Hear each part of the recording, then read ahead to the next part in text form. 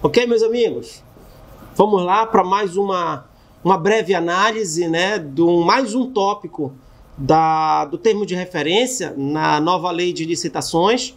E dessa feita a gente vai se debruçar especificamente sobre a questão da fundamentação da justificativa da necessidade de contratação, ou seja, um dos tópicos, um dos itens que tem que estar lá no termo de referência, que é a justificativa da contratação daquele objeto.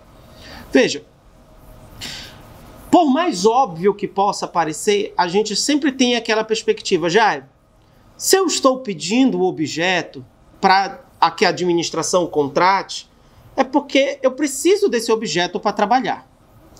E eu não vou discutir com essa razão, porque, por lógica, sim, se você está pedindo, é porque você precisa daquele objeto para trabalhar. Entretanto, é preciso ir um pouco para além. Não pode se resumir tão somente a uma questão de informar necessidade. Existem outras situações que precisam ser esclarecidas, até para que, na hora de elaborar o edital, na hora que o pregoeiro estiver atuando, e que hajam, por exemplo, pedidos de esclarecimentos, impugnações ao edital, reste claro no processo a serviência daquele objeto naquela licitação. Então, insisto, por mais que para você que está elaborando o TR seja claro a necessidade, eu preciso disso, porque é a minha condição de trabalho. Mas é preciso explicar um pouquinho melhor isso.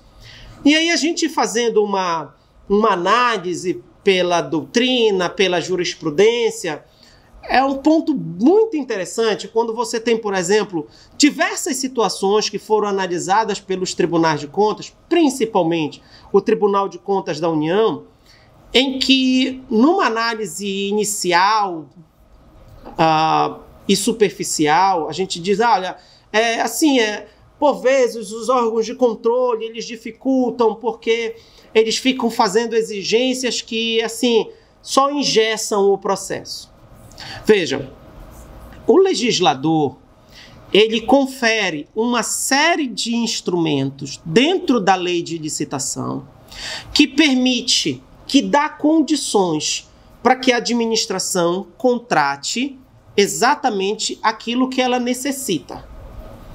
Então, ela, quando ofere o conceito ou vantagem, por exemplo, ela está dizendo bem claro, não é para comprar o que tem de menor preço com a menor qualidade no mercado. Então, se a gente compra uma caneta que não escreve, ou a gente está com uma falha na descrição, ou nós tivemos uma falha na licitação, ou tivemos uma falha na entrega do produto. Mas essa falha não veio da descrição. É preciso, então, que a descrição tenha sido clara. Quando a gente tem uma descrição clara, efetivamente, do que eu quero, quando eu justifico o que eu quero, o que eu preciso enquanto administração pública, fica muito mais simples para os agentes da cadeia sequencial compreenderem o objetivo que se pretende com aquela licitação. E então, o que a gente tem em sede de decisões de Tribunal de Contas? Uma série delas pontuando o seguinte: o problema não está na descrição, não está em você dizer qual é o produto que você quer. Essencialmente, o problema não está ali. O problema está que não foi justificado o porquê você está fazendo aquela descrição. Então, veja, um exemplo da marca, do modelo. A lei, originariamente, prioritariamente, ela vai te indicar, ela vai te dizer, não indique marca e modelo. Mas ela traz uma série de exceções. Obviamente, quando eu trabalho com as exceções, quando eu trabalho com uma descrição dessa natureza, eu tenho que justificar a minha contratação. Eu tenho que justificar a descrição daquele objeto. Não é só a contratação, mas a descrição daquele objeto. Então, esse é o ponto central quando a gente percebe as decisões dos órgãos de fiscalização. O problema não está em descrever, o problema não está em comprar o que você solicitou, o problema está no fato de que não foi justificado nada, que era o problema que a gente tinha na licitação antes da obrigatoriedade do estudo técnico preliminar. Eu tinha TRs que nasciam no processo, com diversas restrições sendo feitas ali naquele TR, e nenhuma justificativa foi dada. Então, se a administração, por exemplo, está dizendo o seguinte, publica um edital dizendo o seguinte, eu pretendo adquirir 50 ar-condicionados, condicionadores de ar, do tipo split, tantos mil BTUs, com instalação básica, mecânica, né, hidráulica e elétrica. Ok, é a necessidade da administração pública, vamos adquirir esses 50 condicionadores de ar. Entretanto, você pode partir da outra premissa. E aquele fornecedor que vende ar-condicionados do tipo janela? Ele está fora dessa licitação. E, Jairo, é possível fazer esse recorte de mercado aqui, eu dizer que eu quero split? Claro que é possível.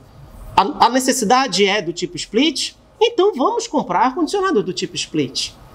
Mas eu preciso justificar por que eu estou adquirindo do tipo split, porque eu estou fazendo um recorte no mercado. E aí entra a minha necessidade de fundamentar aquela escolha. Quem está de fora aí também? Aqueles vendedores de ar-condicionados que sejam modificáveis, né? Transponíveis de um lugar para outro. Você poderia pensar naquelas empresas que trabalham com centrais de ar-condicionado, tubulares. Todas essas empresas, elas estariam de fora da licitação. Quando você descreve que você quer uma caneta esferográfica e material transparente, cor azul, ponta média, sextavada, você está dizendo o seguinte: aquela caneta que ela é lisa, ela não atende à minha necessidade. E aí você vai precisar explicar, porque existe uma série de fornecedores no mercado que fornecem esse produto e que a qualidade desse produto pode ser tão ou superior à sextavada. Então, essas informações, elas precisam ser justificadas. Então, é disso que a gente está falando. Você pode, na sua descrição, estabelecer todos os parâmetros que você precisa para atender a sua necessidade. Entretanto, você precisa justificar esses parâmetros. E aí vem a doutrina nos ensinando algumas perguntinhas que precisam ser respondidas quando da elaboração desse termo de referência, quando da justificação da descrição desse objeto. Primeira perguntinha é: por que você precisa dele? Você precisa responder essa pergunta. Tá? E ela não é intrínseca. Ela precisa ser externalizada. Por que você precisa desse objeto? Ou seja, qual a utilidade deste objeto na realização de suas tarefas? Segundo, que quantidade você precisa dele? E aí, mais uma vez, é preciso ter isso claro. Por quê? Porque, por vezes, algumas complicações passam despercebidas. E a gente só vai tomar ciência já lá na fase externa, quando a gente já publicou o edital. Por exemplo, você pode pensar que você quer adquirir canetas esferográficas. As canetas esferográficas, você pode comprar unitariamente ou você pode comprar naquelas caixas que vêm em determinada quantidade, por exemplo, de 25 unidades dentro de uma caixa. Tá? Se você não estabelecer claramente o quantitativo que você quer, pode dar conflito na hora da pesquisa mercadológica. E pode dar conflito na hora que for feito o cadastramento desse termo de referência lá no Comprasnet. Por quê? Porque você estabeleceu, por exemplo, lá que você queria 500 caixas desse produto. Você já fez a conta na sua cabeça. 500 vezes 25 vai atender a sua necessidade. Só que na hora que foi feita a pesquisa mercadológica, ao invés de ser feita em cima de 500 caixas, foram feitas em cima de 500 unidades. E aí vai para a licitação. Se isso passar despercebido por todos, a administração pode até passar despercebida, mas o fornecedor não vai passar, porque ele está ali vendo essa descrição. Então, é importante você ter desde o início esse padrão de procedimento aqui, tá? Então, por que você precisa disso? O quanto, qual a quantidade que você precisa? Como você vai utilizar? Qual o uso que se dará a este produto? E por fim, mas não menos importante, qual é a consequência de não ter esse produto dentro da administração pública? Então, se você precisa, é conditio sine qua, você ter esse produto, esse serviço, essa compra ser realizada, explique então para o seu diretor, lá no DFD, qual é a consequência de não se ter. Eu sei que por vezes as consequências são óbvias. Professor, não foi comprado água, a consequência é óbvia. Eu sei, é óbvio. Mas a gente precisa registrar nos autos. Tente imaginar que os autos do processo é a história da contratação daquele objeto. E uma história, ela não pode ter lacunas. Essas lacunas, elas vão dificultar o processo de contratação para o agente que está na cadeia subsequente daquela licitação pública. Com a possibilidade, você já imaginou? A gente segue todo o trabalho, faz tudo, quando chega na fase externa, lá na licitação é que a gente consegue enxergar o problema e o que a gente vai ter que fazer? Voltar à fase. E aí a gente vai falar em retrabalhos. Então, é muito pior. A sugestão que a gente dá é: procure responder essas 4 perguntinhas.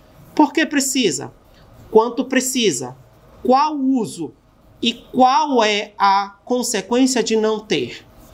E aí você vai ter uma justificativa muito mais robusta que irá fundamentar a contratação desse objeto. Meus amigos, a gente vai ficando por aqui em relação a mais esse tópico do termo de referência. Nos encontramos em outra oportunidade. Abraço a todos.